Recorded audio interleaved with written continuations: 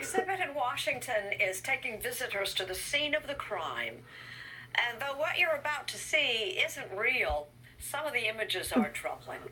Erin Moriarty, who's covered many an actual crime scene for 48 hours, is our guide. A warning before stepping inside the Smithsonian's Renwick Gallery in Washington, D.C. These charming dollhouses on display, they are in fact miniature death scenes, where farmer Eben Wallace is hanging from a rafter in his barn. A housewife lays just inches away from her freshly baked cake, and the entire Judson family appears to be shot to death. This is definitely the most unusual exhibition that we've done here at the museum, and I think that I've done personally.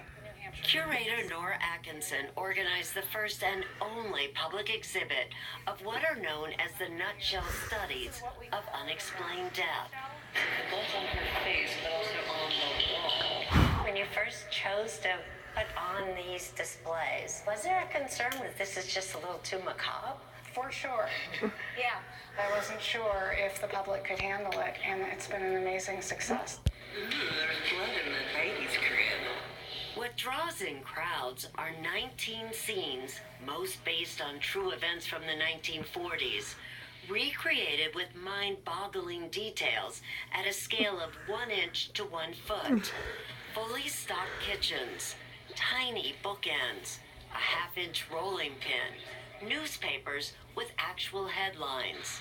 It's like a window into the past, which is really amazing.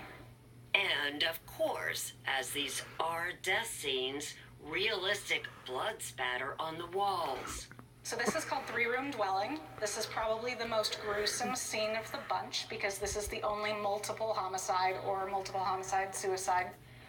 Macabre, yes, but these carefully crafted dioramas are not designed to shock. Accident or arson? Is that the major question here? That's the major question. They are pioneering training tools for crime scene investigators, created more than 70 years ago by an Illinois heiress named Frances Glessner Lee. Is this actually art? Well, I don't think Frances would have thought of it as art, but I definitely think it falls into that realm. Frances Glessner Lee is an extraordinary woman. She's like no one in the world. Maybe I can... Filmmaker Susan Marks has made 2 documentaries about Lee and the Nutshells. Lee was born in 1878, and while she never attended college, she helped transform the field of forensic science. She would collect every book that was out there about science and legal medicine and forensics so she could become an expert herself. Her interest was sparked by a family friend, Dr. George Burgess McGrath, one of the first medical examiners in the country, who believed many cases went unsolved because untrained investigators contaminated or misread crime scenes. They would talk for hours and hours in the evenings about crimes and the state of crime detection, and she decided, I can do something about that. At age 65, Lee, then living in New Hampshire, began meticulously constructing the 3D models, spending 3 to 6 months on each one. She would go about picking her cases very carefully and then change the facts around a little bit so it didn't mirror too closely to an actual crime scene, so they wouldn't be easy to figure out. Based on a motto Lee often heard from detectives, convict the guilty, clear the innocent, and find the truth in a nutshell, she began to call her models the Nutshell Studies. She wanted people to come to these and really investigate what were the circumstances of these people. She even funded a forensics department at Harvard University that hosted seminars using her models.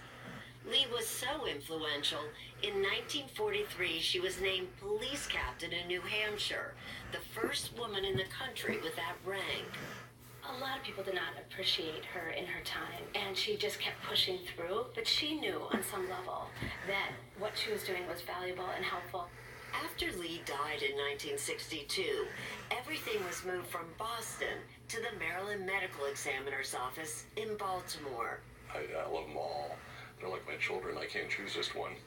Bruce Goldfarb, who maintains the dioramas, says they're still used to help hone the observation skills of investigators. Their value today is the same. There's no other medium that you could do this. And while the crimes they depict happened more than 70 years ago, Francis Glessner Lee recognized that some things never change. There's drinking. There are prostitutes, poor people, people who are really far removed from Francis's own social circles. So why do you think she created it this way?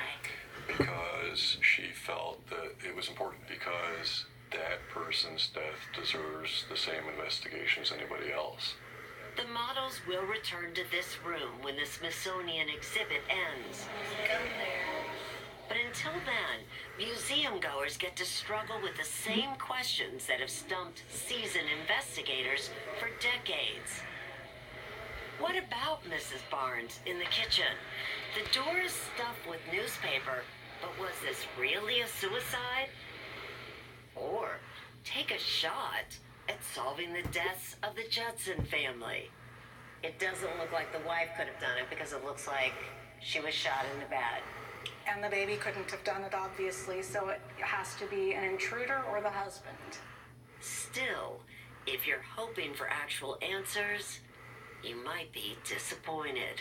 So, in the three-room dwelling, Yes. was it a murder-suicide or murders? You're not going to tell me. I can't tell you. We keep them secret. The answers are literally under lock and key.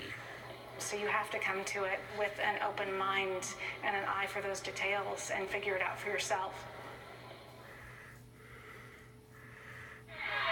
Next, There was about a 5% chance of me living. we catch up with actress Sharon Stone. Where's Joe?